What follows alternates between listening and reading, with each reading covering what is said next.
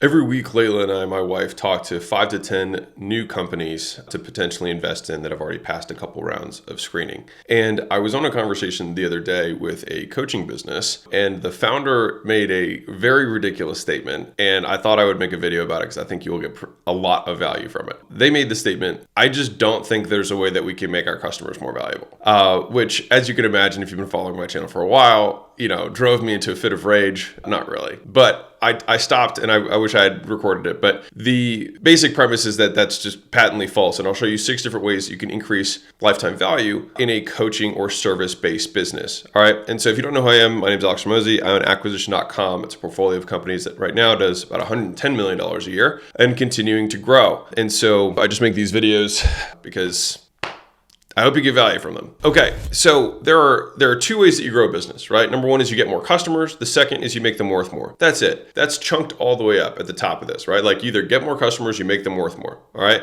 There's lots of sub buckets underneath of that, but those are the 2 fundamentals. If you're attacking a business in terms of like trying to figure out how you want to grow your own business, you can use these mental frameworks. And so these are kind of like my own checklist of what I'm thinking through as someone's talking, because we only have 15 to 20 minutes with these new companies because we talk to a lot of them just to get a feel if we want to invest time and money into them. So that being said, with this particular company, it was a coaching business. Now, the nice thing is that with coaching businesses, it really applies to all types of businesses. So if you're a service-based business, if you coach for weight loss, that is a service business. If a lot of businesses just don't like the term coaching, but it is more or less what you're doing. You're advising clients on some sort of outcome, right? And so in this particular business, they said that they didn't have a way of, making the customer more valuable. And so these are the 6 ways that you can make a customer more valuable. And I'll give the example that I shared with them to try to drive it home. All right. And so if you can think about this within your own business, you will make more money. So the first and obvious one is that you can raise prices. So you can sell the exact same thing and add money to it and make more money. Sounds wild, but that is something that a lot of people don't do. And so getting the pricing right is a way of making more money. There's sub pieces to that where you could sell higher percentages of people by having different pricing levels, but just big picture, number 1 is you can increase the price. Number 2 is that you can lower the cost of goods, right? Because we're looking at how can we make a customer more valuable. We can make that by raising the price, but we can also lower how much it costs to fulfill on them. And so there's 2 easy ways you could do this within a coaching business. One is that you could decrease the cost of the people themselves. So you keep the ratio that you have with your clients, but then you probably outsource a component of that, to somebody who might be abroad who'd be willing to work for less money. All right. That would be a way of decreasing the cost of goods. The other way of decreasing the cost of goods is keeping the same number of coaches, but increasing the ratio between coaches to clients. If one coach is managing 10 clients and then they go to managing 20 clients, your cost of goods cuts in half, right? And in so doing that, your margin goes up. Hopefully you're tracking with me. So number 1, increase the price. Number 2, decrease the cost of goods. Number 3 is increase the purchase velocity or frequency. So the number of times people buy. All right. And so within the context of a recurring revenue business, that would be decreasing churn. That would getting people to stick and stay and pay longer, right? So if somebody normally buys and then stays for 3 months in your, service-based business or coaching business or whatever it is, then if we can get them to stay just an additional month, it's a 25% increase in LTV. So how much that person is worth to us over the lifetime of them being with us, right? And so number 1, price. 2, cost of goods. Number 3, getting them to buy more times. The other whole next 3 buckets all kind of fall, they're different flavors of the same thing, all right? And so it's cross-sells, upsells, and downsells. And so I'll give you examples of each of those. So cross-sells is when you have them buy something and then buy a different thing as an add-on. All right, so if you have a level of service, let's say you have a coaching business, right? Because I'm using the example that we were talking about. If they have a core service, but there's an element of something that someone needs to do. So let's say they're doing some sort of business coaching, right? A lot of times they're going to have some sort of model that they're helping people execute within their business or flip to. And then there's sub-components of the execution. So there might be creating ads. That would be an add-on service that you could add. It could be drilling their sales team, right? So helping them train their sales or train themselves on sales because they need that additional level of support. And so just think about the different bottlenecks that people are experiencing within the execution of the core business that not necessarily everyone will use, but some people would get a tremendous amount of value from. Those are kind of perfect scenarios for add-ons that you can add to the service levels that will increase the lifetime value. Because let's say 20% of people take an upsell, of an extra $1,000 a month and they're paying $1,000 a month. Well, just like that, you took your average monthly from $1,000 to $1,200, right? So it's a 20% increase because you got 20% of people to take an additional level of service. All right. The second type of sell here. So I said there's 6 ways. So we've covered 4: price, cost of goods,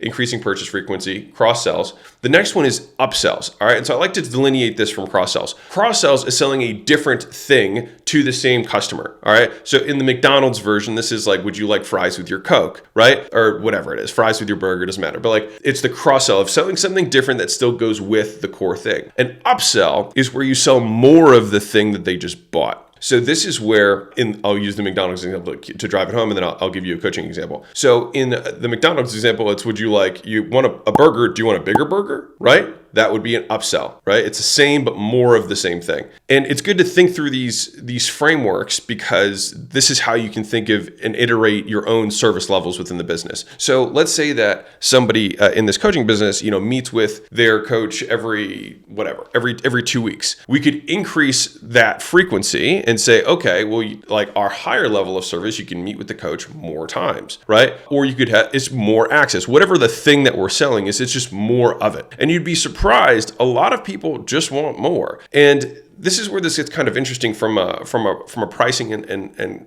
lifetime value perspective. Customers are fractal. And what that means is that it's 80-20. So 1 out of 5 customers is typically willing to pay twice as much as the core offer. And that continues to go up. So if you have 100 people, 20 of them are willing to pay 5 times, as much as the base ADR, which then means that if you get 20% to take something that's 5 times as expensive, then you actually just doubled the lifetime value. Now, if you look at that 20 and look again and do another 80-20 split on that, then 4 of those 20 are going to be willing to pay another 5 times more than the remaining 16 in that group, right? 80-20. And so it continues to get fractal. So it's like 80-20, 95-5, 99-1. All of those are fractal distributions. And with each of those increments, you usually have people who have significantly higher spending power. And so simply offering a significantly more expensive version to 20% of the customers is typically a really good way of increasing LTV. All right. And so in this coaching example, if they had a large group component and they wanted to do a semi-private component or small group,